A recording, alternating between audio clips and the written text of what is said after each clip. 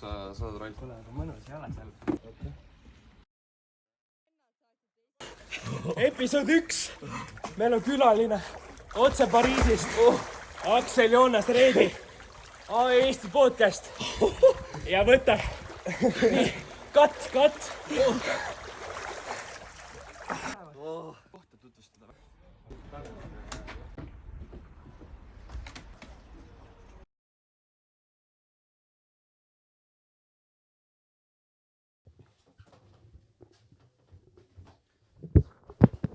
Ohoh, käisime just mõnusalt Iglu saunas ära.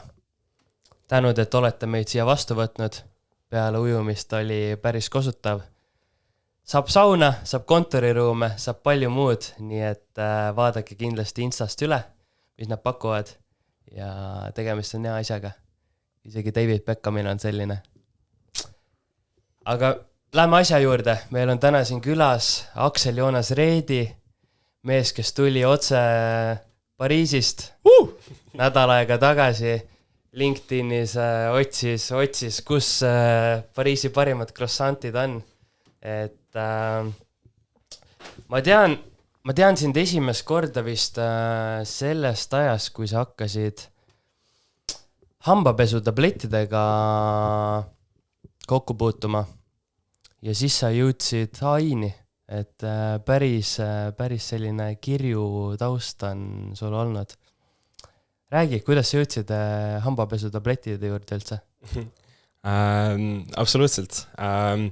See tegelikult minu lugu on nagu täitsa enda vaatest nagu ühekülgne, et ma olen alati siuke väga ettevõtlik inimene olnud, et juba väiksest saati, et see kooli ajal ja nii edasi. Aga hambapesutablettideni ma jõudsin niimoodi, et gümnaasiumis 11. klassis meil oli vaja teha UPT-d nagu kõigil 11-ndikel. Ja meie idee oli siis see, et okei, et me võiksime teha mingisuguse uurimustöö või metsa uurida või mida iganes või korraldada mingi lahe üritus, aga siis me saime teada, et on ka selline variant, et sa saad noorena ettevõtluskätt proovida.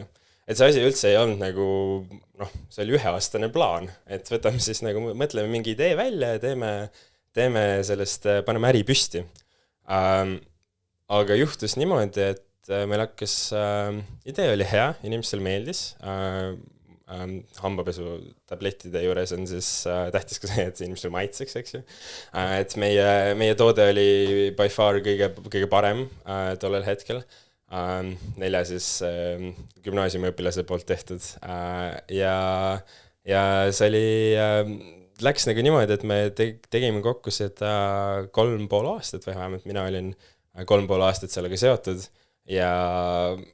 ja võitsime ajujahi, kaasasime 12. klassi eksamite ajal kaasasime investeerimusraundi ja pärast seda laienesime 4 eri riiki ja üle 30,000 monthly recurring revenue'ini. Et täitsa vahva kogemus. Kõlab päris uskumatult, et kas sul oli see ettevõtlus pisik siis juba noorena sees või? Ja. Kuidas selline lennuk sisse tuli järsku? Mul on, lapsest peale on siuke pisik sees. Ma mäletan, et mu esimene ettevõtluskogemus oli siis finantsi poole pealt, et andsin klassikaaslastele laenu, et nemad saaksid jäätist osta koolisööklast. et siuke algus, aga jaa, meie nii-öelda hambapesu karjäär hakkaski pihta niimoodi, et mul olid paralleelikad, Eva ja Marilyn, kes üks tulid mu juurde ja küsisid, et kuule, et meil on nagu siuke idee, et tahaks nagu hakkame nagu ettevõtjaks, et mis meil ikka kaotada on 11. klassis. Et kohustusi ei ole nagu, kedagi üleval pidama ei pea, et paneme nagu asja püsti ja hakkame minema. Ja siis me oligi niimoodi, et korraldasime ühe koolipeo, müüsime pileteid, piletimüügist saime alustusraha 800 eurot ja tulime siis välja nagu täitsa pika tee. Siiamaani nagu väga põhjapanev kogemus minu elus. Et väga, väga hea, et kõigile nagu kes on selles positsioonis, siis väga soovitan nagu seda õpilasfirma karjääri ja kõike sellist. Aga räägi täpsemalt, mis see hambapesu tablett siis on? Et kui ma õhtul, mina ei kasuta tablette, eks mul on see tavaline pasta, mida on siis alates sellest east ja sellisest east juba saadik õpetatud on ja, et mis siis see hambapesu tablett täpsemalt on? Ma alustan isegi probleemist, et miks me seda üldse kõike tegime. Kui sa pesed õhtuti hambaid, siis sa nagu ei mõtle üldse selle peale, et mis sellest tuubist edasi saab pärast, kui sa nagu hambad ära pesnud oled ja selle viskad minema, et kuhu see nagu jõuab. Ja tõsiasi on see, et iga aasta visatakse ära üle 1,5 miljardi hambapesu tuubi. Kui sa paned selle perspektiivi, siis see on 1/3 Eesti pindalast, lihtsalt plastikuprügi, mis jõuab iga aasta prügimägedele ja ookeanis olevatele prügisaartele. Ja me mõtlesime, et kuule, et nii nagu päris ei saa, et tegelikult võiks nagu hambapasta, seal ei ole mingisugust tehnilist põhjust, miks see peaks olema tuubis ja miks see peaks olema vedelik. Siis meie mõtlesime, et okei, aga teeme siis selle selliseks tabletiks, mis on täpselt see õige suurus, mis sul on vaja selleks, et hambad puhtaks saada. Teeme selle looduslikult, niimoodi, et seal ei oleks nagu mingisugused vängid kemikaale, mida alla neelata ei tohi ja nii edasi. See teeme selle plastiku vabaks. Ühesõnaga meie hambapesutabletid on klaaspurgi sees. Sinna ostad siis endale klaaspurgi ja iga 3 kuu tagant meie subscriptioniga saad sa uue refilli, millega oma klaaspurk uuesti täis valada ning siis see refill tuleb juba biolooganevas pakendist niimoodi, et me säästame 98% sellest ökoloogilisest jalajäljest, mis muidu hambapesuga seotud on. Ja sellest tuli idee. Subscriptionina müüsime seda hambapesutablette ja inimestele päriselt meeldis. Ja niimoodi meie go-to-market strateegia tagasi vaadates oligi see, et kuna meie story oli väga hea, et me olime 18 sellel hetkel, kui me võistlesime ajujahis, sest me müüsimegi nagu enda seda ettevõtlikku vaimu ja noorust ja kasvasimegi läbi erinevate ürituste ja ajujahi võit. Me oleme siis noorimad ajujahi võitjad ajaloos. Ma võib-olla küsiks ette, et õpilasfirmat ma olen ise teinud. Ma olen isegi hambapesu tablette mõelnud müüa, et meil reaalselt oli prototüüp oli juba olemas. Et ma tean väga täpselt, mis see toode on, aga ma ei tea väga palju õpilasfirmasid, kes on ajujahti võitnud, et kuidas te üldse jõudsite sinna, et kas te kõigepealt siis tundsite, et õpilasfirmade konkurentsil te olite teistest nii üle, kandideerisite, läksite või kuidas te üldse ajujahti jõudsite? Meie mindset ei olnud kunagi see, et me konkureerime teiste õpilasfirmadega. Kõikidel laatedel ja nii edasi me konkureerisime Colgate'i ja nagu päris tegijatega. Sellepärast, et meie ambitsioon ei olnud kunagi see, et tahaksime olla parim õpilasfirma, mida me lõpuks ka ei olnud, me saime teise koha. Aga meie ambitsioon oli see, et see hambapasta on bullshit ja me võiks ära lahendada selle probleemi. Ja täpselt seda me tegimegi ja sellepärast me jõudsime ka sinna, kus me jõudsime, oli see, et meie siht oli alati nagu kõrgemal. Ja see oli otsus, see ei tulnud kuskilt mujalt, vaid me lihtsalt otsustasime, et nüüd on nagu, et meie tahame konkureerida selliste ettevõtetega, mitte lihtsalt teiste õpilasfirmadega. Ja sealt tuli nagu naturaalselt, et kui see aasta õpilasfirmat sai läbi, teised panid oma uksed kinni, meil oli see tunne, et lähme siis nagu edasi ja teeme nagu päriselt suurelt ja ajujaht oli nagu üks siuke koht, kus me tundsime, et meil on palju õppida nendelt inimestelt, kes seal nagu on ja sellest kogu programmist ja eks me olime võistlusimulised ka. Tahtsime siis nagu näidata emale, et kes me oleme. Ja peale ajujahti siis tuli karjääris kannapööre, et sattusid AI-sse, et päris huvitav, et üks päev on hambapesu ja siis on AI. Ja ma tean, et AI valdkonnas sa ei ole see mees, kes ChatGPT koolitusi teeb ja võib-olla räägib ainult sellest keelemudeli maailmast, et sa oled ikka päris sügavale läinud. Sa õpid praegu seda Hollandis. Mees on sellises ettevõttest nagu Hugging Face, et pärast saame pikemalt rääkida. aga kus see selline kannapööre nagu tuli? See kannapööre tegelikult tuli sellest, et ajujahiga ka meie nagu teekond ei lõppenud. Et pärast ajujahti meil olid siis 12. klassi eksamid parajasti pooleli ja kes me mõtlesime, et natukene nagu, et meil on nagu hea hoog sees, et mis on nagu järgmine samm, mida me teha võiksime. Järgmine samm oli see, et kaasame investeeringu ja viime selle asja nagu globaalseks. Ja täpselt nii me tegime. Kaasasime siis... Keeled suhu ja Euroopasse, eks? Just täpselt nii. Kaasasimegi siis investeeringu pre-seed roundi ja laienesime nagu 4 eri riiki. Aga noh, see kogu asi oli natuke raskem, kui me alguses arvata oskasime.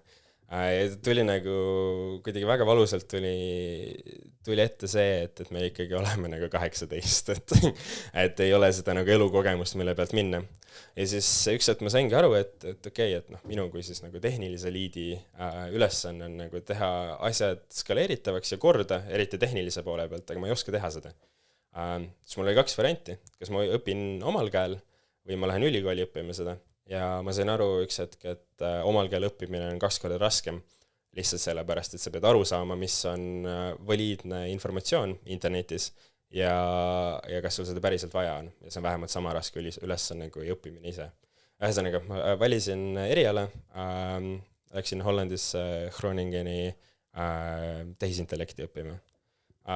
Ja täpselt niimoodi ma jõudsingi sinna, et minu peas oli see, et ülikool pole kunagi olnud nii-öelda lihtsalt järgmine samm, vaid see on väga nagu põhjendatud valik, miks ma sinna läksin.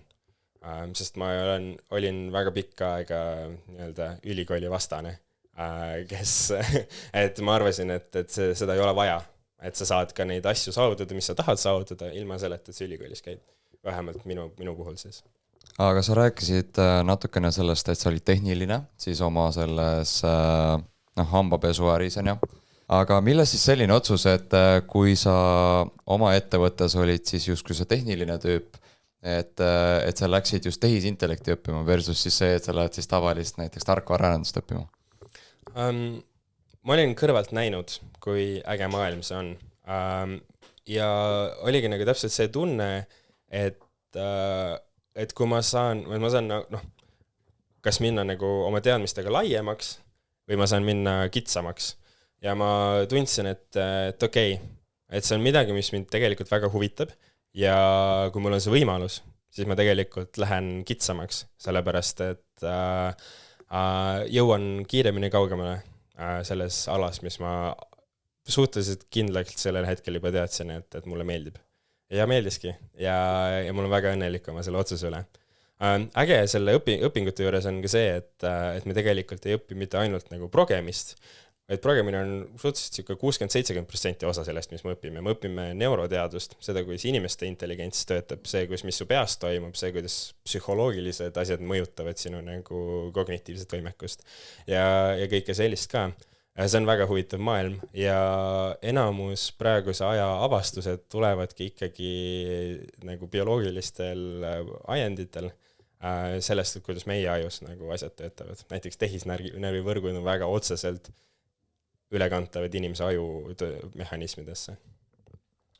Aga kui koolis seda õpetatakse, siis kas seal tekkis selline võrdlusmoment ka, et tehisaru versus inimaru, et ma põgusalt õppisin Taanis sarnast asja, siis seal tuligi välja see, et sisuliselt see tehis nii-öelda intelligents, et tal jääb sellest cognitionist või sellest tunnetuslikkusest nagu puudu, et kuidas, mida te seal nagu täpsemalt õppisite või kuidas sa seda vahet nagu tunnetad väga sügaval tasemel? Minu arust praegusel hetkel on AI jõudnud täpselt sellesse kohta, kus ta imiteerib inimeste intelligentsi väga hästi, kuigi seal seda päris mõtte, me ei ole veel tõestanud, et seal oleks päris mõttejõud sees. Ja mis on päris inimeste mõttejõud ja kust tuleb inimeste intelligents, on ka nagu asi, mis ei ole ära defineeritud. Ühesõnaga, me lõpuks räägime natukene asjadest, mida me ei tea, mis need täpselt on. Ja sellepärast on ka nagu raske öelda, et mis see nagu täpne vahe neil on, sellepärast et nad fundamentaalselt on erinevad asjad, kuigi need näevad sarnased välja. Mis aastal me AGI-d näeme? Defineerimise küsimus. Osad inimesed ütlevad, et meil eelmine nädal tuli. Täpselt see küsimus, et kuhu me paneme rõhu, et kas see on, rõhk on siis artificial general intelligence'il, on see, et ta suudab teha kõiki asju, mis inimesed suudavad. Ja järgmine, või siis me paneme rõhu sinna, et ta on nagu inimene. Kaks eri asja, sellepärast, et suures laastus sa võid ka palju nagu programmeerimisterminites siis if statement'e teha ja mingi teoorias mingil hetkel oleks sul võimalik kogu inimese nagu elu ja tegevus ära mappida, aga kas see on siis intelligents? Ei oska öelda. Ma tean seda, et sügisel on TalTechis ka üks tehisintellekti programm on algamas ja me oleme Eestis pigem nagu positiivselt siin valdkonnas tegutsenud, asjad on ainult paremaks minemas, et räägi, mis sind akadeemilisel poolel nagu üllatas, võib-olla negatiivselt ja siis paar näidet positiivselt ka, et kui sa läksid õppima seda AI-d, et mis oli selline, mida sa ei osanud oodata? Ma läksin õppima AI täpselt sellel hetkel, kus ma astusin ülikooli 3 kuud enne seda, kui ChatGPT välja tuli.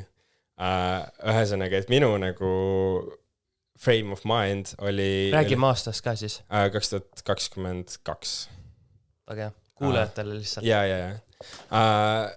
Just, ja seal oli nagu täpselt see hetk, kus me hakkasime õppima ja ma sain aru, et okei, meil on nagu mingisugused väga suured hüpped praegu sellel hetkel toimumas, aga me ei räägi nendest üldse. Ja see minu jaoks oli nii nagu kuidagi lööv, et ma nagu tahtsin nagu õppida seda, AI, te kõik räägivad, et kuule, AI nüüd muutus, ma ei tea, kognitiivseks või mis iganes. Aga me räägime aastast asjadest, mis toimusid aastal 84 ja nii edasi.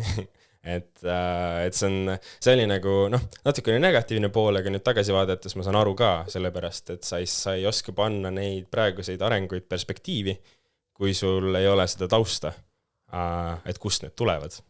Ja see on nii-öelda bittersweet asi. Ja võib-olla midagi positiivset? Midagi positiivset. See oli siuke wow-efekt? Maailmas on nii palju ägedaid asju tehtud. Ma võiksin sellest nagu lõpmatult rääkida, aga näiteks siis, kui õppisime neural network'e, tehisnärvivõrke siis eesti keeles, seal on nii palju paremaid variante, mis on nagu nii palju efektiivsemad, aga neid lihtsalt ei ole osatud veel skaleerida. Näiteks sellised asjad nagu Boltzmann machine'id ja nii edasi. Et praegused arenguhüpped tulevad puhtalt sellest, et me oleme mõelnud välja, kuidas keelemudeleid skaleerida, neid panna, treenida rohkemate andmete peale, rohkemate nii-öelda suurema compute budgetiga ja sellest tulenebki praegune arenguhüpe. Nende asjadega me lihtsalt ei ole jõudnud sinna. Kas me räägime siis praegult pigem nendest asjadest, mis on üle maailma tehtud või me räägime Euroopast? Ikkagi maailma ajaloost, maailma AI ajaloost, et AI sai alguse Stanfordist, seal oli lab, mis tegeles nende esimeste sammudega, mida loetakse AI-ks ja asjad on ikkagi üle maailma praegu toimunud. Põhilised mängijad ikkagi, praegusel hetkel on Hiina ja USA. Aga miks? Hea küsimus. Ma arvan, et üks kindel asi on talendis, mis tuleb nii-öelda inimestest, kes on koos väga nii-öelda selle ajalooliste tegijatega. Et kui sul on ikkagi professor, kes nagu lõi selle fieldi, siis temalt on nagu väga palju kergem luua seda intuitsiooni, kuhu see asi võiks edasi liikuda, kui nendele inimestele, kes lihtsalt loevad õpikus sellest. ja Hiinas lihtsalt sellepärast, et seal on väga-väga kõva ülikoolikultuur, see, et inimesed lihtsalt in general on väga ambitsioonikad ja targad ja nad oskavad luua seda edge'i, mida võib-olla Euroopas ei ole veel leitud enda jaoks. Ma lugesin ühte uudist ka, kuidas Hiina siis deklareeris, et nende siis põhikooli õpilased hakkavad kasutama, juba õppima, kuidas tehisintellekti kasutada. Et see oli tõsiselt äge. Et ma arvan, et see vanus oli kuskil, me ei räägi seal põhikooli lõpu poole, vaid pigem oli see vanus seal kuskil 5-10. Et juba sellistes vanustes õppida tehisintellekti, mis võib olla väga suur osa meie elust, eks. Et minu arvates see on nagu super uudis. Et mina selliste uudistega vähemalt Euroopa tasandil ma ei ole kursis, et keegi oleks midagi taolist teinud. Kui me mitte just ei räägi siis Eesti tiihüppest, eks. Ma arvan, meil tuleb Eestis siin selliseid talente peale, et küll siin Euroopas hakkavad ka varsti head asjad juhtuma. Aga sa mainisid, et AI-s on väga palju ägedaid asju tehtud, see on sind üllatanud, aga tegelikult sul endal on ka juba teadmiste pagas päris suur. Võib-olla sa räägid natukene meie kuulajatele ka, et mis sa oled ise seni juba ära teinud, et me siin saunas rääkisime huvitavatest use case'idest, et võib-olla käime need korra veel üle, et mis sa esimeses ettevõttes tegid ja mis sealt edasi tuli, et tee ots kuskilt lahti. Ühesõnaga, minu lugu läheb siis edasi niimoodi, et ma kolisin Hollandisse, hakkasin õppima ja ülikooli teise aasta nagu keskpaigaks mul oli see tunne, et mul on nagu nii igav, et ma tahaks nagu päriselt rakendada neid asju, mida ma koolis õpin. Ja siis mul, kus häda on, siis seal on ka lahendused, vaata. Leidsin ühe kohaliku startupi, mis oli loomas sihukest teenust erinevatele legacy ettevõtetele, et me saame nende nagu mingisuguseid sisemisi protsesse lahendada AI-ga, mis oli paar aastat tagasi tulnud nagu tehniliselt saanud võimalikuks. Me räägime keelemudelitest siis? Me räägime keelemudelitest ja me räägime sellest, et inimesed kuulsid, mis on AI. See on ka väga suur osa sellest, et müüa inimesele asja, millest ta nagu absoluutselt midagi ei tea, on palju raskem kui sellest, et kõik sellest ju räägivad. Ehk siis justkui tuli tehnoloogia keelemudelite näol ja tuli klientidel teadlikkus, mis võimaldas seda pakkuda. Ja ma arvan, et praegu me elamegi selles maailmas, kus tegelikult AI teadmised AI-st on väga palju kõrgemal kui see tehnoloogia ise. Et inimesed on väga huvitatud ja nüüd meil on nagu vaja see nagu tehnoloogia järgi tuua nendele lubadustele, mis inimestele on antud. Ma arvan, et sellega me Markusega vist nõustuda päris täpselt ei saa, aga väga hea, meil on siin väga huvitav seisukoht. Aga lähme nende case study'de või use case'ide juurde tagasi, et mis võib-olla sellised huvitavamad asjad on, mis te olete saanud äriliselt ära teha, kus oli probleem ja teie pakkusite lahendust? Näiteks seal agentuuris, siis, kus ma töötasin, Data North Hollandis, meil olid sellised kliendid nagu American Express, Nivea, kellele me tegime nii AI koolitusi kui ka siis tehnilisi lahendusi, mis oli väga nagu äge. Seal näiteks ma võin American Expressi näite tuua. Nad prindivad iga kuu umbes 10 miljonit krediitkaarti ja neil on vaja selgeks teha. Kõlab nagu keskkonnale päris kahjulik samm. Kahjuks küll, jah, aga tead, ei saa nagu kätte ette ka panna. Jah, on küll keskkonda saastav, aga inimesed peavad millegagi maksma ka. Ja kahjuks ülejäänud maailmas seda digilahendused ei ole nii levinud, kui need Eestis on. Aga me jõuame sinna.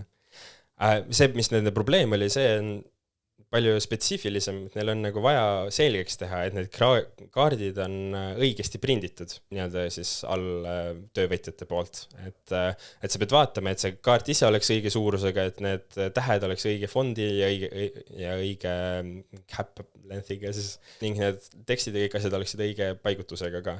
Ja meie siis lõime tehisintellektil nagu põhineva süsteemi, mis siis vaataski, et okei, et me saame nagu mõõta ära need kaugused, teha mingisuguse masinaõppeprogrammi, mis siis vaatab, kas sinu tekst on õige fondiga ja siis me saame selle nagu checki ära teha.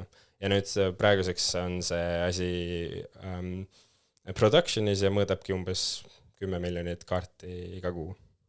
Ehk siis enne, kui krediitkaart mul postkasti satub, siis nüüd automaatne süsteem suudab mu krediitkaardi üle vaadata, vaatab, et mu nimi on õigesti kirjutatud, et font on õige, et kõik info, mis on seal kuvatud, on täpselt nii, nagu süsteemis on kirjeldatud.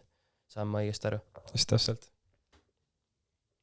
Ja ma kujutan ette, et kui see maht on 10 miljonit või me räägime miljonitest, siis enne pidi seda päris palju töötajaid vist tegema. Pidi küll, jah. Nad enne kõiki kaarte ei kontrollinud, aga nüüd me lõime läbi tehisintellekti neile selle võimaluse, et nad teavad väga suure täpsusega, et kõik kaardid on õigesti prinditud. Ja see on üks tähtis asi tegelikult tehisintellekti juures praegu, et me loome võimalusi teha asju teistel skaaladel. Näiteks AI agendid on väga hea näide sellest, kus sul on võimalik näiteks use case customer support, kus sul inimesed helistavad, kirjutavad, saadavad emaile sulle.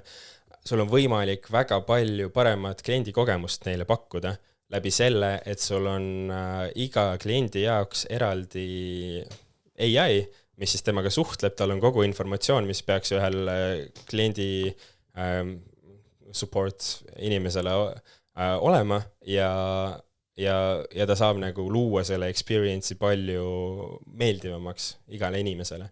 Ja praeguseks hetkeks on nagu AI agendid selles kohas, kus sa saad neile helistada, nad vastavad sulle nagu päris inimene, nad samal ajal otsivad kõik sinu ettevõtte andmed läbi, kõik sinu mingisugused dokumentatsioonid, kõik juhised oma sisemistele töötajatele siis ja annavad kliendile selle õige vastuse nende küsimusele, mis on nagu fact-checkitud ja ka täpselt see, mida nad küsisid ja kohe. Ja see on asi, mis ei olnud võimalik 3 aastat tagasi. Kuidas sa väga lihtsas keeles AI agente üldse defineeriksid, et me teame, et ChatGPT, et meil on seal mingi assistendid ja chatbotid, mis asi see agent üldse on? Agent on selline süsteem, mis suudab autonoomselt lahendada keerukaid ülesandeid. Ta ise mõtleb välja, kuidas seda probleemi lahendada, mis on need sammud, mis ta tegema peab selleks, et see plaan ellu viia ja siis päriselt teeb ka seda, et teeb need sammud ära. Seal on, kui te tahate, me võime minna natukene asjasse süvitsi, et seal on nagu erinevad osad AI agentidest, mida nii-öelda erinevalt klassifitseeritakse, aga jah, suurel skaalal on see niimoodi, et nad saavad sinu eest autonoomselt ülesandeid täita. Aga räägi natuke täpsemalt, et kuidas sa tahtsid seda kvalifitseerida? Jaa, seal on erinevad nii-öelda use case'id tegelikult. Et üks on sul nagu lihtsalt nii-öelda tavaline ChatGPT, kellel sa nagu küsid, ta vastab, siis sa küsid juurde ja siis ta vastab ja siis sa küsid veel, sest sa ei saanud vastust oma küsimusele ja siis sa küsid ja siis ta vastab veel. Järgmine samm sellest on see, et sa kirjutad programmi, ehk siis nagu koodi, kus on nagu kindlad sammud, millest see vastus peab enne läbi minema, kus seda valideeritakse, lisatakse sinna infot juurde, otsitakse infot selleks, et see ChatGPT oskaks sulle paremini vastata. Ja need on nagu kindlad nii-öelda, need sammud ei muutu. On selle asja point, seda kutsutakse workflows. Ja AI agent on see, kus ta mõtleb need sammud ise välja, et kuhu ma jõudma pean ja mis on need sammud, mis ma sinna selleks tegema pean. Ja siis ta kirjutabki näiteks, kirjutab ise endale koodi, jooksutab seda koodi ja loodetavasti jõuab siis sinu vastuseni. Lähme natukene lihtsamaks tagasi, et kui me mõtleme äride peale, et kus te näiteks äriliselt olete seda juba kasutanud, kas olete, et kuidas AI agendid võiks ettevõttes nagu kasulikud olla? Ühest use case'ist ma juba rääkisin, mis oli nii-öelda kliendi konsultant siis või inimene, kes vastab küsimusele, kui inimesed kirjutavad sulle Instagrami või saadavad e-maili. See on üks väga prominentne use case, kus su siis AI agent saabki vaadata üle sinu nagu ettevõtte dokumentatsiooni, vaadata seda, mis on nagu millega see küsimus seotud on, ta otsib välja need õiged failid, loeb need läbi, ütleb siis inimesele, et kuule, lihtsalt situatsioon, et tahaksin oma raha tagasi saada, siis ta ütleb, et kas sul need tingimused on täidetud, siis inimene vastab talle siis oma situatsioonist lähtuvalt, siis AI agent kontrollib need järgi, et kas need on kõik vastatud ja siis saab nagu raha tagastada inimesele. Teine use case on programmeerimine ise. See, kus toimivad sellised ettevõtted nagu Cursor, V0, erinevad Lovable on viimased ettevõtted, kes nii-öelda teevad agente, mis ise automaatselt, sa ütled neile ülesande ja nemad siis mõtlevad välja, kuidas see kood välja nägema peaks. Ehk siis ütlen, et tee veebileht sõnadega, nagu omavahel räägiks sõbraga ja siis programm teeb sinu eest kodulehe ära.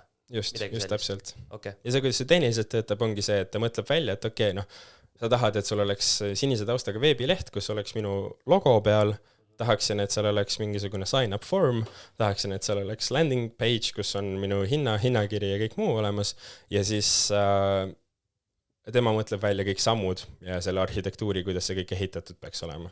Ühesõnaga, inimestel on väga palju kättesaadavam enda kodulehe ehitamine. Kolmas use case, mida ma kohe oskan öelda, on müük, müügiagendid, kes võtavad autonoomselt, otsivad liide, teevad nende kohta researchi internetist ja kirjutavad neile võimalikult personaliseeritud ja täpse nii-öelda müügikõne siis.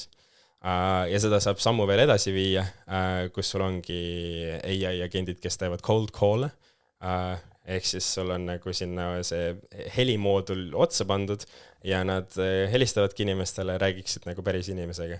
Ja see tõstab nii kapitali efektiivsust kui ka väga palju tegelikult conversion rate, sellepärast et sa saad teha nii-öelda süsteemi, mis päriselt inimestele pakub seda ja loob seda väärtust, mida sa müügikäigus tegelikult teha tahad. Ehk siis tegelikult täpselt need use case'id moorust peegeldavad seda, et inimesed, kes teevad ettevõtteid, tegelikult on võimalik ettevõtted käivitada palju vähema ressursiga, kui seda varem oli vaja. Ütleme, et kui varem klassikaline ettevõte, kes müüs puitu, neil oli võib-olla 5 inimest, kes olid palgatud näiteks tegema lihtsalt külmasid kõnesid.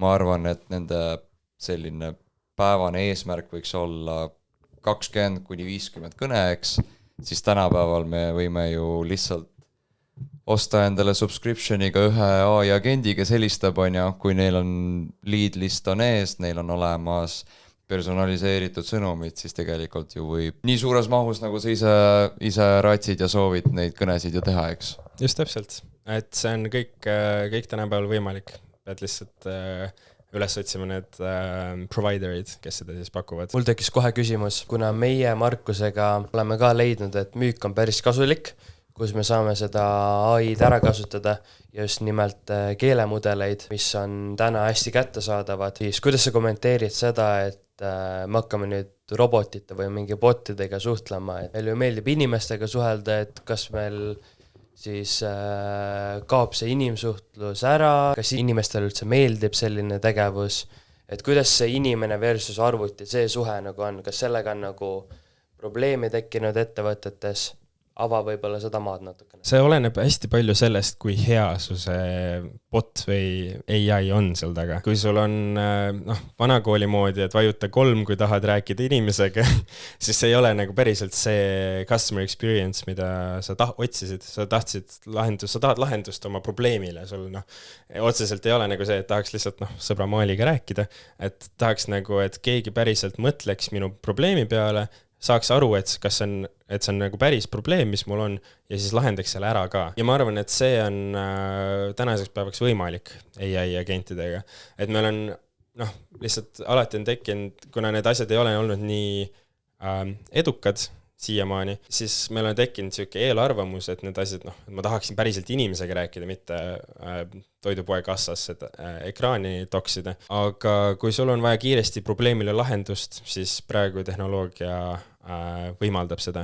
Et ma arvan, et inimesed kindlasti jäävad sinna juurde, et kindlasti on sul mingisuguseid nii-öelda nurki, kuhu veel nagu tehisintellekt ei jõua, aga suurema osa probleemidest saame ära lahendatud ja kiiresti ja täpselt niimoodi, et inimesed on lõpuks õnnelikud ka. Väga huvitav vaatenurk. Ma arvan, et ma saan sellega nagu 100% nõustuda, et kui mul on vaja kiiresti raha tagasi, siis mind ei huvita see, et kliendi teenindus on hästi meeldiv.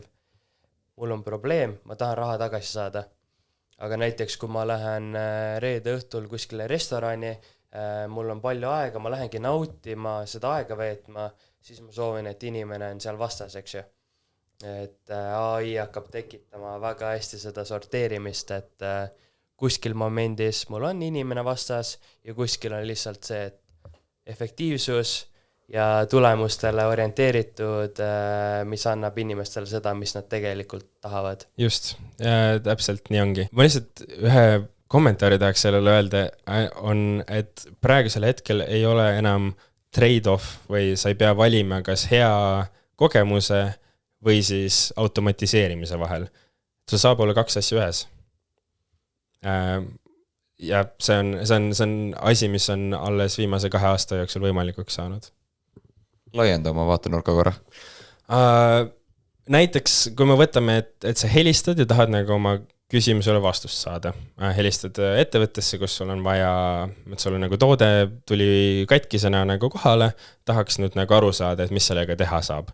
Ja sa helistad ja siis sulle vastab inimene või AI agent, kes kuulab, saab aru sinu küsimusest, nii nagu ChatGPT saab aru, kui sa kirjutad talle, et ma tahaksin oma toodet tagasi, et mis mul nagu valikud on. Ta saab aru sinu küsimusest ja ta oskab otsida üles nagu see ettevõtte sisene dokumentatsioon, mis siis ütleb, et kas see on võimalik, millistel tingimustel ja siis ta sealt, see kõik toimub nagu 2 sekundi jooksul ja ta vastab sulle, et jah, sellistel tingimustel on sul võimalik saada kas uus toode või siis raha tagasi. Ja sinu probleem on väga kiiresti lahendatud täpselt sellisel viisil, kuidas sa ise seda lahendada soovid. Kas siis helistades, kirjutades või kuidagi muud moodi. Missugused ettevõtted Eestis, võtame Eesti perspektiivi, võiksid sinu arvates rohkem AI-sse investeerida? Et sa näed seda võimalust, aga võib-olla nad ei ole piisavalt seda veel siis ära kasutanud. Mis sa siin välja tooksid? Mis on need valdkonnad või ettevõtte omadused? Ma arvan, et lõpuks AI järgmiste aastate jooksul jõuab kõikide ettevõteteni, sellepärast et AI üks põhiomadus on see, et see on generaliseeritav. Ühesõnaga, sa saad ühte nagu kasutada AI-d selleks, et lahendada väga mitut probleemi. Ja neid probleeme on igal ettevõttel. Ühesõnaga, et lõpuks ma arvan, et me jõuame iga ettevõtte igapäeva ellu, lahendades lihtsalt nende probleeme ja pakkudes neile väärtust. Aga kõige akuutsemalt, ma arvan, on ikkagi customer support ja müügi lahendused Eestis, ehk siis väikeettevõtetest, kui näiteks Iglu Saun, kuni suurettevõteteni, kes teevad välismaale müüki, on väga palju use case'e, mis praegu võimalikud on, mida varem ei olnud. Sa mainisid, et esimeses agentuuris, kus sa töötasid, näiteks American Expressiga, te tegite nii koolitusi kui ka rätseplahendusi seda juurutamisosa. Et mis olulisus sellel koolitusel on? Et miks te seda tegite? See on väga tähtis osa, sellepärast, et sina võid ju teada pakkujana, et asja saab niimoodi lahendada, aga kui inimene ei usu, et see oleks praegu võimalik ja kui ta ei ole näinud seda maailma, kus sina elad, siis ta ei oska siis näha seda kohta, kus sa tuled. Ühesõnaga, et see oli justkui kliendi õpetamine. Ja õpetamine mitte lihtsalt õpetamise pärast, vaid päriselt lahendades nende igapäeva probleeme. Näiteks efektiivsem Google'ist guugeldamine. Väga otsene use case, mis igale töötajale on relevantne. Kas sa arvad, et me lähiaastatel võiks hakata nägema siis pigem ikkagi seda, et tehnoloogia liigub meil väga kiiresti, aga inimeste teadlikkus tuleb aeglasemalt järgi? Podcasti alguses sa olid teisel arvamusel, et kuidas see siis tegelikult nagu on? Et praegu ju probleem ikkagi on see, et me justkui peaks ja võiks inimesi koolitada. Kindlasti võiksime. See, mis ma podcasti alguses mõtlesin, oli see, et need lahendused on praegu võimalikud, kuigi neil on ikkagi kohad, mis vajavad veel tahumist. Et see ei ole 100% kindel, et sa saad selle vastuse ja see on see, millega ma Hugging Face'is tegelen. See, et teha need AI agendid töökindlaks, kiireks ja võimelikult vähe maksvaks. Praeguses hetkes nad lihtsalt on suhteliselt kallid, sa vahe kohati, töökindlus vajab järeleaitamist, aga see maailm on olemas. Ja ma arvan, et tehnoloogia on alati liikunud kiiremini kui inimeste arusaam sellest, kui hea see päriselt on. Nii et inimesi õpetada meil on kogu aeg vaja. Aga kui sa juba korra mainisid seda Hugging Face'i, siis palun räägi täpsemalt, mis see täpselt on ja millega nad tegelevad, kuidas nad näiteks erinevad teistest? Hugging Face on, inimesed teavad seda kõige paremini läbi platvormi, kus sa saad erinevaid AI mudeleid jagada. Ühesõnaga, et nagu me kõik teame, siis ChatGPT on, seda kutsutakse closed source, sellepärast, et see nagu mudel ei ole avalikult kättesaadav, sa ei saa seda kuskilt alla laadida, aga näiteks DeepSeek, mis viimasel ajal on olnud päris infokanalitest välja tulnud, on kuum teema, jah. Seda saad sa Hugging Face'i platvormilt alla laadida ja kui sul on piisavalt palju arvutijõudu, saad seda enda arvutis ka käima panna, ilma sellelt, et sa peaksid kellelegi ühtegi subscriptionit maksma. Lihtsalt kodus oma arvutis saad alla laadida selle. See on suunitletud, see platvorm on suunitletud ikkagi researcheritele ja inimestele, kes ehitavad nende AI mudelitega. Ja minu ülesanne selles ettevõttes on olla nii-öelda teadlase rollis, kes siis päriselt mõtleb välja need järgmised lahendusi. Et kust tuleb see kiirus, kust tuleb töökindlus agentidele ja kuidas me saame seda nii-öelda esirinnet veel edasi viia. Võib-olla natukene taustast veel kuulajatele.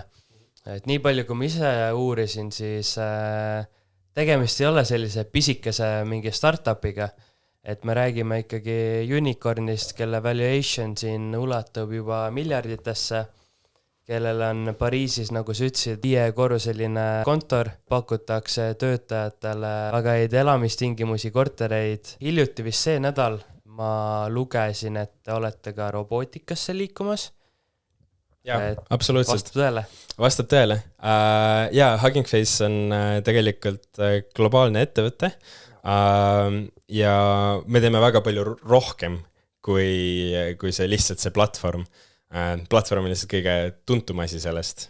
Meie käest on võimalik osta nii-öelda teenust, et hostida enda mudeleid, mis sa oled siis enda ettevõttesiseselt või avalikult treeninud ja siis sa saad kasutada seda läbi erinevate API-de ja pakkuda seda siis oma klientidena edasi. See on järgmine use case Hugging Face'ile. Aga jaa, ettevõte on suur, tegelikult alguse sai New Yorgist, sellel on 4 prantslasest co-founderit ja praeguseks on see ikkagi ülemaailmne ettevõte. Sa korra mainisid seda, et justkui ChatGPT on closed source, ehk siis ta ei ole avalikult kättesaadav. Hugging Face'i mudelid on avalikult kättesaadav. Palun räägi sellest, et mis selle mõju on, et miks sa just selle ära pidid mainima. Et miks ettevõtted peaksid mõnel korral kasutama closed source'i, mõnel korra avalikult kättesaadavat, et mis mõju ettevõtetele on? See on uskumuste küsimus. Open source AI uskumus on see, et me oleme koos tugevamad, et me jõuame koos palju kaugemale. Mis eesti keeles üldse on? Vabavaraline tarkvara, ma arvan. Nende terminitega, kuna ma olen inglise keeles seda kõike läbi elanud, siis eesti keeles nii täpselt ei tea. Ehk siis sisuliselt see ettevõtte jaoks tähendab ju seda, et kui nemad panevad sinna enda andmed sisse, siis see ei lähe kuskile kolmandatele osapooltele, eks ju? Just täpselt, et kui sa laed selle mudeli endale alla, saad enda arvutis seda ise kasutada, siis ükski asi ei liigu välja sinu arvutist. Et lihtsalt arvuti sees annab sulle vastuse ja see mudel justkui elabki nagu sinu kodus või sinu ettevõttes ja sa saad selle nii-öelda privaatsuse tagasi endale. Ehk siis sinu andmete ja millegi muu peale ei treenita midagi. Kui sa kasutad Hugging Face'i ja meie API-sid enda mudelit postimiseks, siis sealt ka ei treeni keegi sinu andmete peale, aga kui sa tahad eriti kindel olla, siis alati saad seda ise teha. Nagu selline moraalne küsimus on see, et miks me teeme asju avalikult, ongi täpselt see uskumus, et me oleme koos tugevamad. See, et me saame jõuda koos kaugemale, kui ükski ettevõtte üksinda suudaks. Lihtsalt sellepärast, et sul ongi kogu maailm vaatab ja kõik, kellel on vähegi mingisuguseid ideid, saab sellele lisada ja niimoodi me jõuame kaugemale. Ja seal on teised tähtsad osad ka, et kui sa ehitad ettevõtteid AI mudelite peale, siis kui OpenAI-l peaks üks hetk olema niimoodi, et server läks kinni, siis kogu sinu ettevõte on täiesti töövõimetu. Ja tähendab, et sinu nagu kõige suurem ettevõtlusrisk on see, et keegi teine, kellelgi teisel läheb nagu halvasti. Aga open source'iga saad sa ise olla enda saatuse kuningas, ise enda saatust teha. Lihtsalt tänu sellele, sõltumatus. Jah, sa oled sõltumatu teistest ettevõtetest. Ja. Ma arvan, see oli väga hea vaatevinkel jälle, siuke reality check on ja, et kui me kõik oma saiad paneme ühte nagu kotti, siis on lõpuks see, et me sõltume nendest liiga palju ja kunagi ei tea, mis neid ees ootab on ja mis plaanid neil on. Nagu me teame, siis praegult on väga kuum teema ka see, et ChatGPT liigub nüüd sellest MTÜ-st justkui osaühinguks jälle, et nad hakkavad ikkagi pigem minema seda suunda, kuigi nad ise väidavad, et nad on ikkagi... Suvel tuleb open source. Et nad ikkagi selles mõttes säilitavad selle MTÜ staatuse, aga eks me saame aru, et Sam Altman pigem on liikumas sinna kasumite poole. Mul tekkis kohe küsimus, et miks meil on vaja mudeleid treenida? Et miks see on ettevõtete jaoks nagu oluline? Kui me räägime Eesti ettevõtetest, mis võib-olla siin USA 500 kõige suurem, aga need mahud on kordades väiksemad, et kas meil on isegi neil on vajalik, et räägi meile sellest natukene. Ma siin natukene ChatGPT-ga tegin tööd ka, et ta ütles mulle, et sa oled isegi mingeid mudeleid teinud või kommenteerinud, täiendanud, et ma ei tea, kas vastab tõele. Absoluutselt. Koolis kui ka töö juures nagu väga palju erinevaid nii keelemudeleid treeninud kui ka kui ka neid siis fine-tune inud, mis on justkui mudeli täiendamine sinu spetsiifilise kasutusala jaoks ja väga palju erinevaid asju. Need on vaja treenida selle... Ainult assistent ChatGPT-le, kes selle välja uuris. Just.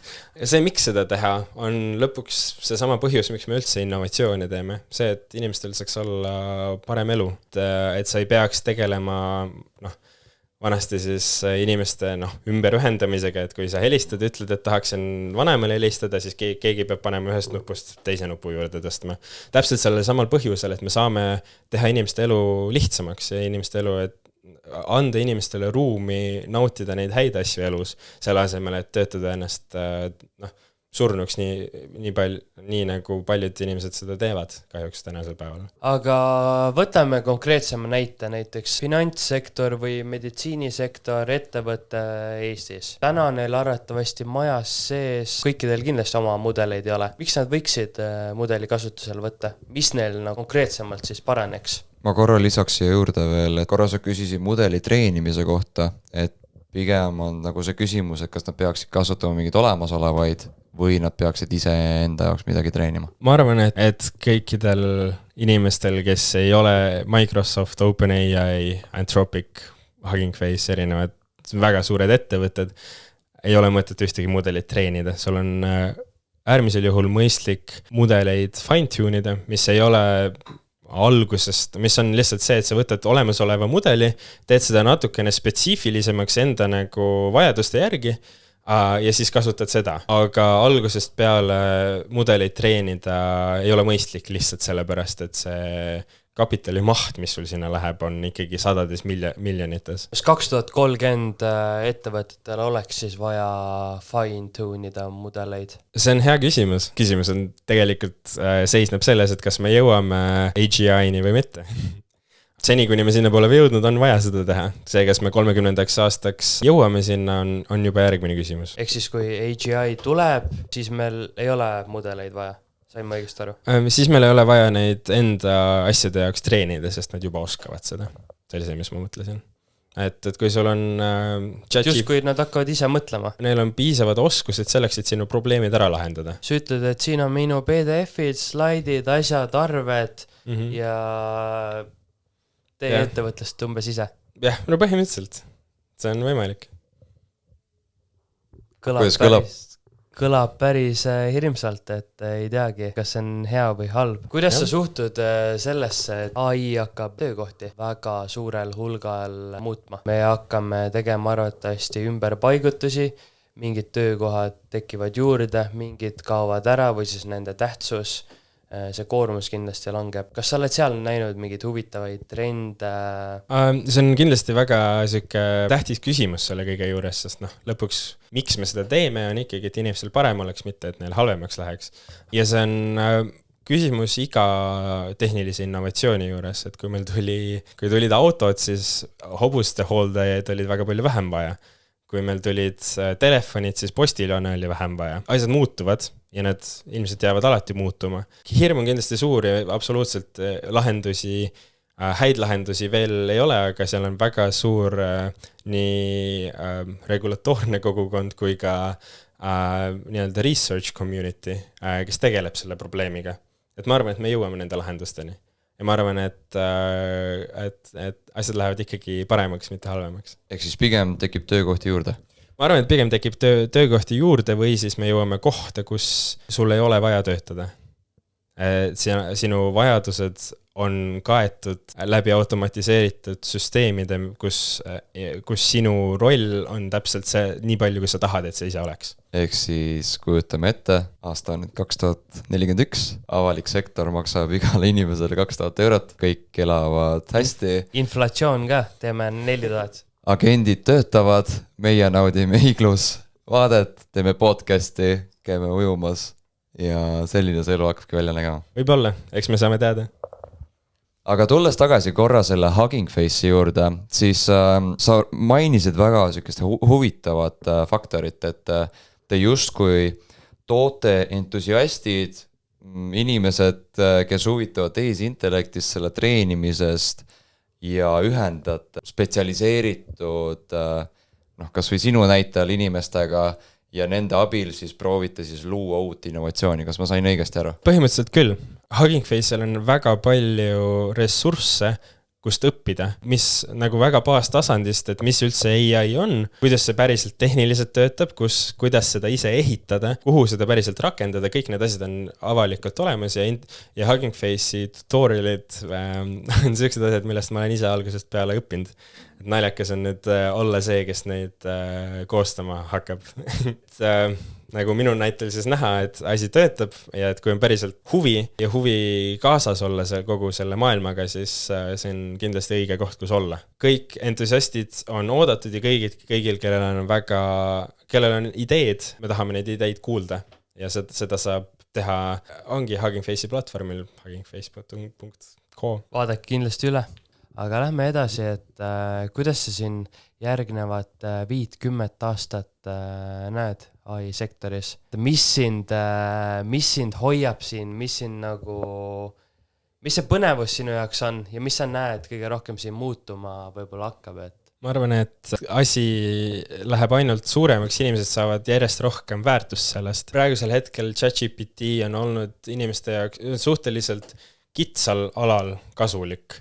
Ja just nagu selles mõttes, et sul on mingisugune chat, kus sa saad panna oma failid või mida iganes ja nende kohta küsida. Aga kui me jõuame sinna maailma, kus sa ütled, et mul on vaja teha ära see ülesanne, palun tee see mu eest ära, see maailm on väga palju ägedam ja me jõuame lõpuks kohta, mida me ei oska isegi ette kujutada. Ja ma arvan, et see on äge ja ma arvan, et see loob väga palju väärtust inimeste jaoks.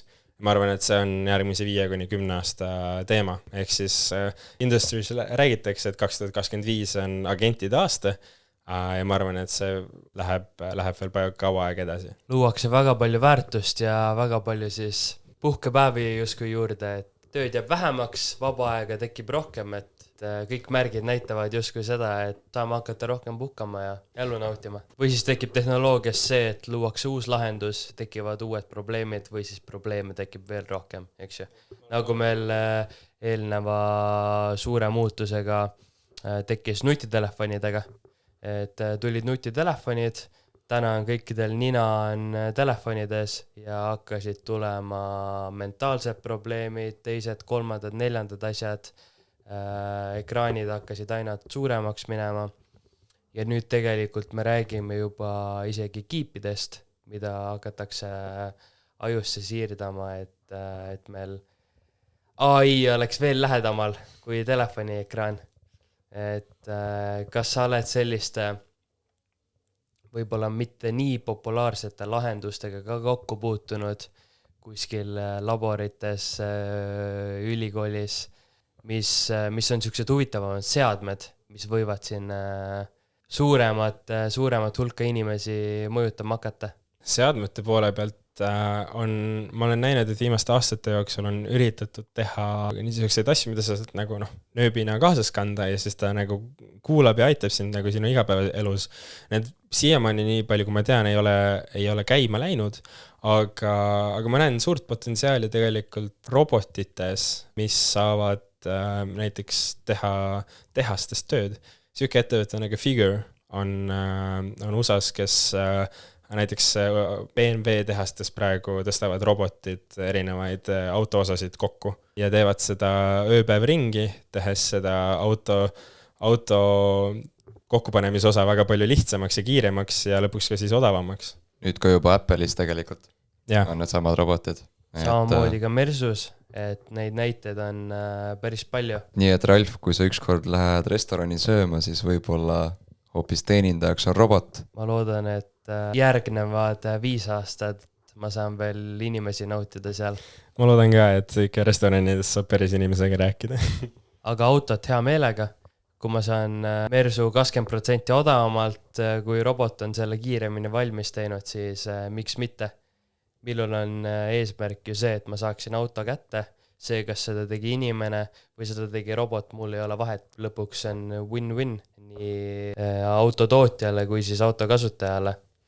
Aga sellega on üks huvitav teema, et riistvara on mõeldud justkui sinikraede asendamiseks. praegu on tarkvaral lihtsam teha ja osad inimesed ongi arutanud seda teemat ja öelnud, et kui AI tuleb, läheb massidesse, siis see võib-olla ohustab kõrgepalgalisi ja spetsialiste justkui rohkem, sest nemad mõtlevad peaga rohkem, nad on otsustajad, aga nüüd, kui tuleb tarkvara, kellel on palju andmeid, ta suudab ise neid otsuseid teha. Et mis sa sellest teemast arvad?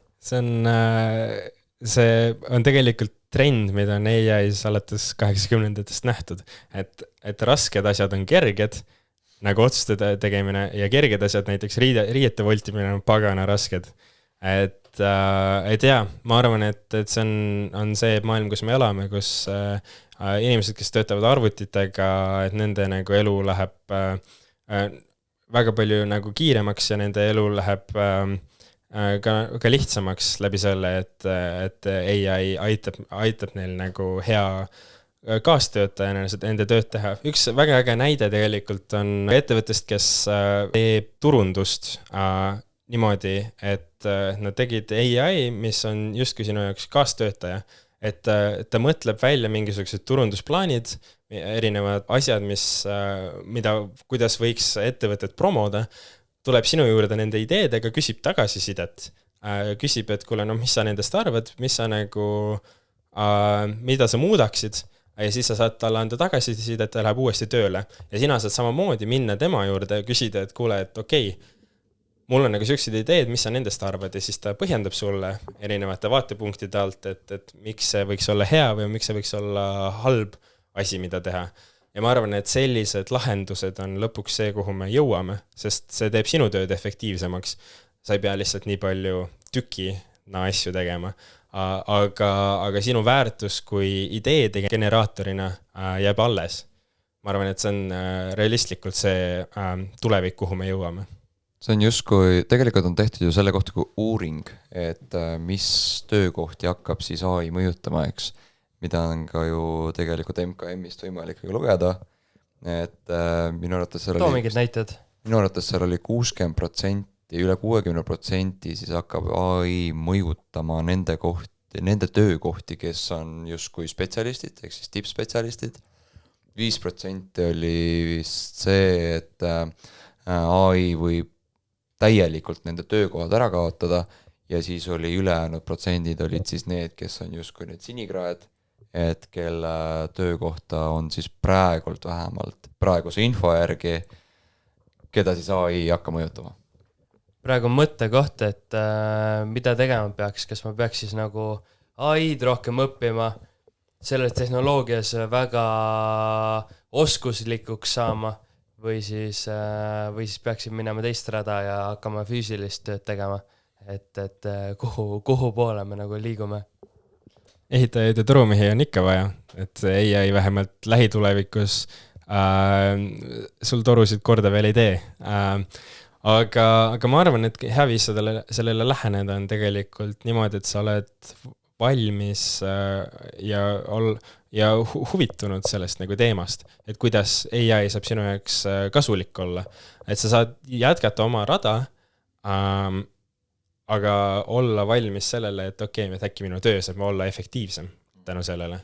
Kuidas tavalised inimesed praegu AI-sse peaksid suhtuma? Kuidas nad peaksid seda õppima või kuidas nad peaksid seda kasutama, et nagu järgnevatel aastatel, kui meil tuleb neid muutusi väga palju sisse, mis me teame, et juhtub, see on sisuliselt fakt. Pigem tuleb neid muutusi rohkem, kui me isegi oskame arvata. Mida inimene peaks tegema? Mis su soovitused oleks? Ma arvan, et kui sa teed oma igapäevatööd, siis võta lihtsalt ChatGPT võta lahti ja vaata nagu mida ja kui palju ta sulle ära teha saab. See on esimene asi, mida sa saad teha. Teine asi, mis ma ütleksin, on see, et sa saad lihtsalt silmad lahti hoida ja uurida ja olla ise entusiastlik sellel teemal ja proovida uusi asju, isegi kui need kohe ei tööta. Ma võtan korra selle väga lihtsasti kokku. Tuleb olla uudishimulik. Tuleb proovida, tuleb katsetada, et teistmoodi sa...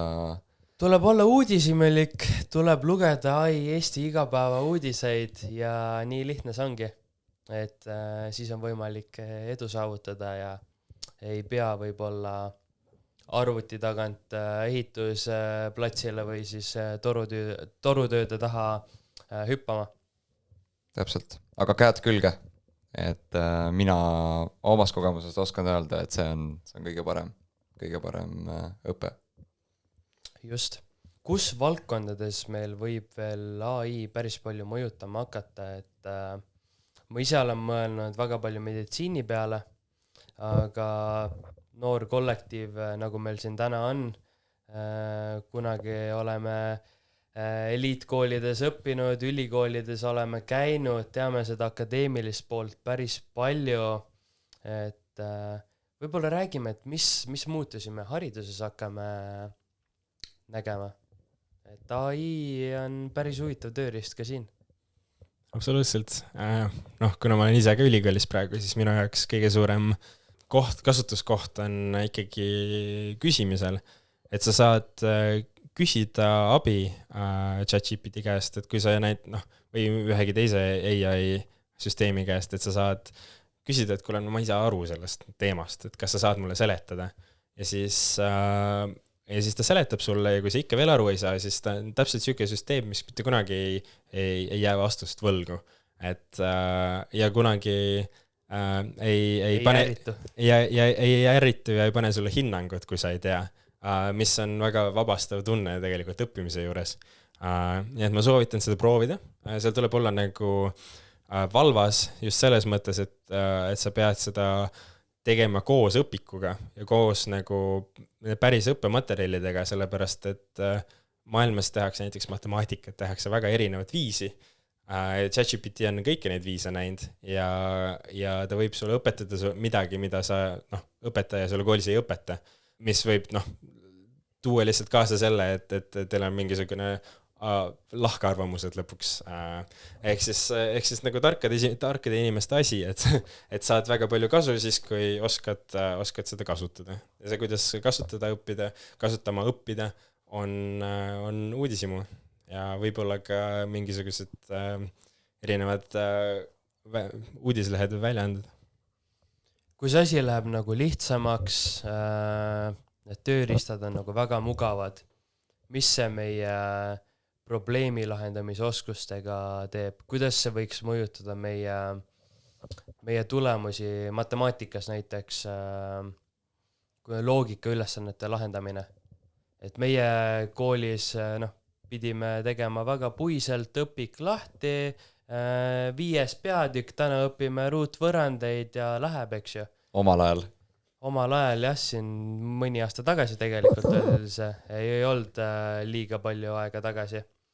Et kuidas see võiks nagu mõjutama hakata? Kas positiivselt, negatiivselt, et mina tunnetan seda, et kui on meil väga lihtne seda infot kätte saada, kas me nagu loogika ülesandeid suudame 10 aasta pärast lahendada paremini, pigem äkki see võib halvemaks minna. Kuidas sul tunne on? See on hea küsimus, tegelikult asi, millele ma ei ole täpselt veel mõelnud.